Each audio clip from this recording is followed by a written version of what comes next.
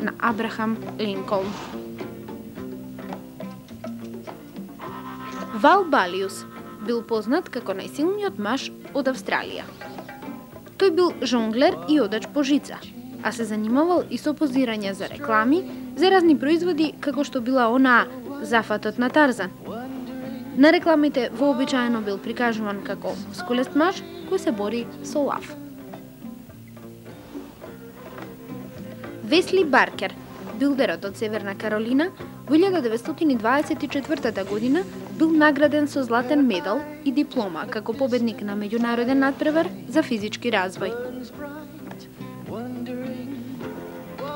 Џо Бономо бил познат како каскадер, бодибилдер и собственик на теретана. Тој имал голема интелигенција и дарба за бизнис, па кога остарел и повеќе не можел активно да се занимава со бодибилдинг, основал компанија за сладки и се покажал како добар бизнисмен. На оваа фотографија од 1920 година се гледа како тој со една рака го крева својот пријател стоејќи на покривот на својата теретана.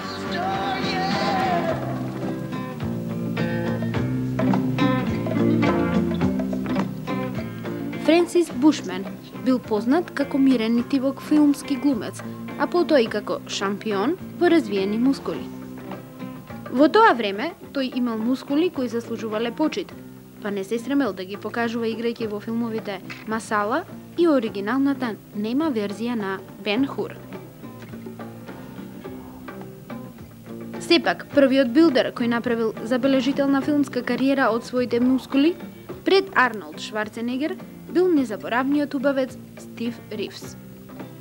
Се родил во 1926 година во Монтана, а за теговите се заинтересирал уште како 10-годишно момче, кога со мајка му се преселил во Калифорнија. Веќе на 17 години имал тело како на Херкул, така што по завршувањето на воениот рок не му било тешко да ги освои титулите Мистер на Пацифичкиот брег, Мистер на Западна Америка и Мистер на Америка во 1947 година. Веќе следната година победува на надпреварот Мистер на светот, а во 1950 година станува Мистер Универзум, победувајќи го одличниот Рек Парк. Во тоа време тој почнал да оди на часови по глума и за малку ќе ја добијал улогата на Самсон во филмот Самсон и Далила. Наместо тоа, од 1940 до 1950 година учествувал во разни ТВ шоуа, а во 1954 година добива улога во филмот Затворска мамка и во мюзиклот Атина од Деби Рейнолдс.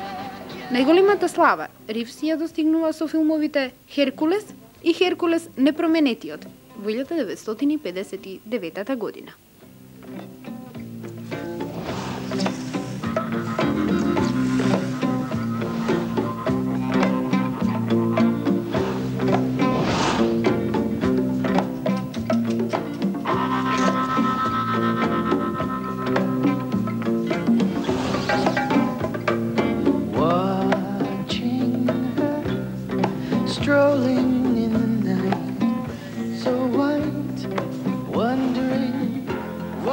Првото црно момче, кое се стекна со светска слава благодарение на своите извајани мускули и кое им го покажа мускулистиот пат кон славата на другите црни момчиња и девојки во светот, е преубавиот Серж Нубре, заедно со својата животна сопатничка Жаклина Нубре.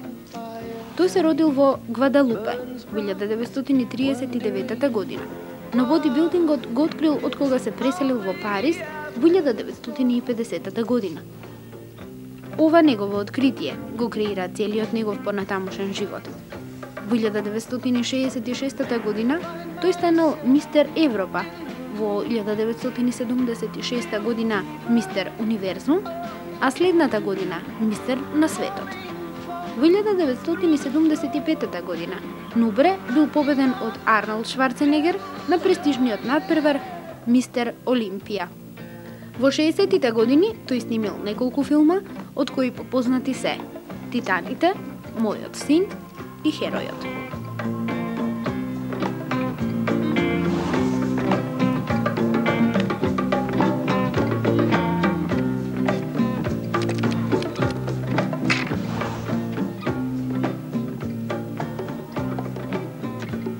Накусо, тоа се првите луѓе кои го трасирале патот на современиот бодибилдинг во светот. Тоа биле луѓе од народот. Луѓе кои сакале и можеле да дадат се од себе за да си ги остварат своите соништа, да личат на вистински мажи со сите машки, но човечки атрибути, истовремено правејќи ваква или онаква кариера од својата страст кон убавото тело. Наскоро по нив зачекориле првите жени. Тие решително почнале да ги вајаат своите мускули, за секогаш фрлајќи ја во заборав традиционалната женска фигура. Наместо заоблените перничиња, нежноста, плашливоста и немоќта на жените изгубени без своите мажи, тие промовираат жена со цврсти мускули, голема енергија, храброст и убавина, кои до ден денес се императив за секоја современа жена.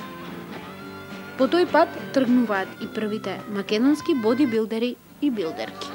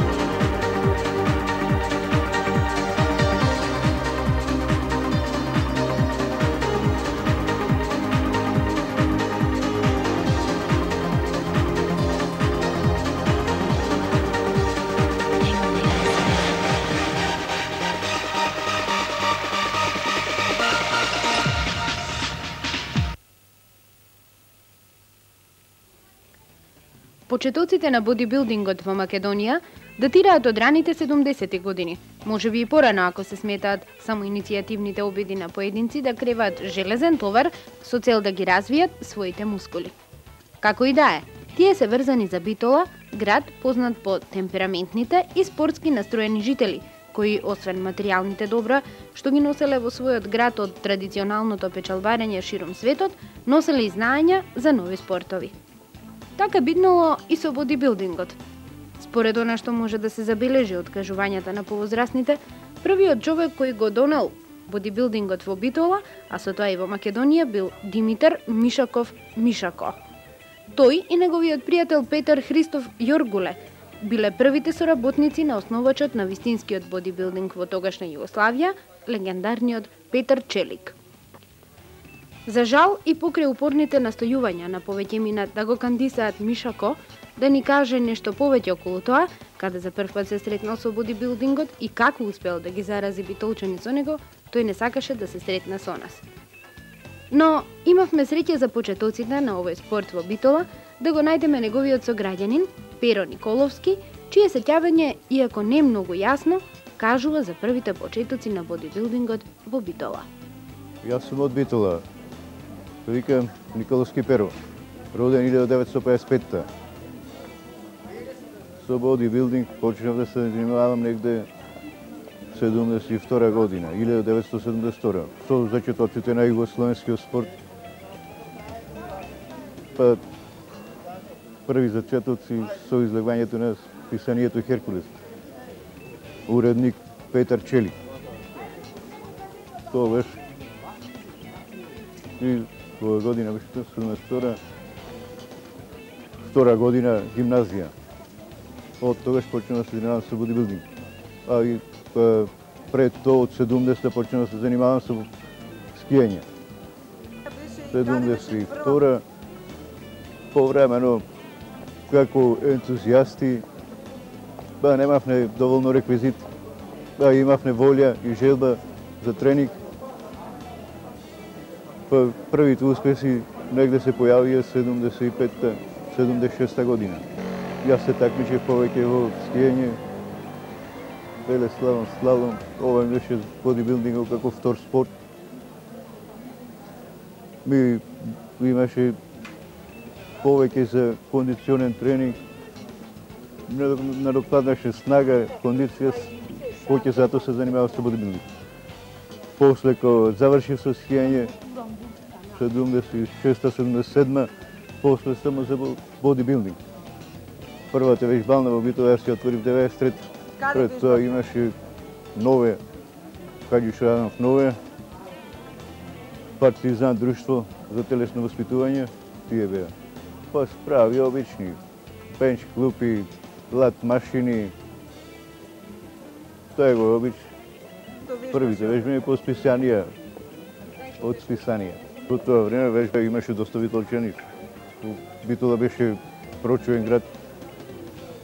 Мишеко, Шпицо, Корлето, доста прочуени кои учествуваа на Мистер